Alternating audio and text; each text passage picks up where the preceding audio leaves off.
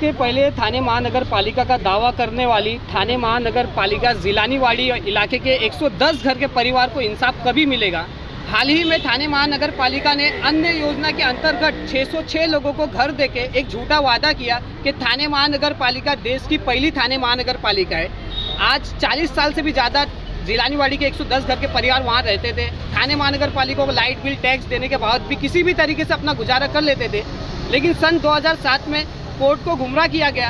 अब वही थाने महानगर पालिका ने रातों रात इन लोगों को घर से बेघर कर दिया गया था। कोर्ट का आदेश था, लेकिन कोर्ट को गुमराह किया गया था। लेकिन आज 13 साल से वही थाने महानगर पालिका ने उनको कोई भी सुविधा नहीं दी गई। आज 13 साल से वो दर पर भटक रहे हैं।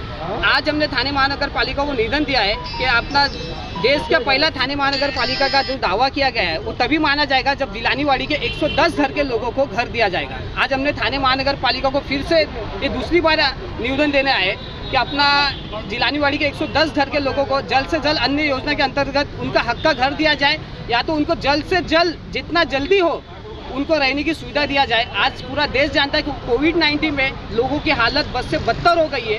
आज इन लोगों को घर छोड़ के बाहर आना पड़ रहा है कि हमने मांगनी की है कि इनको जल्द से जल्द कहीं ना कहीं शिफ्टिंग किया जाए।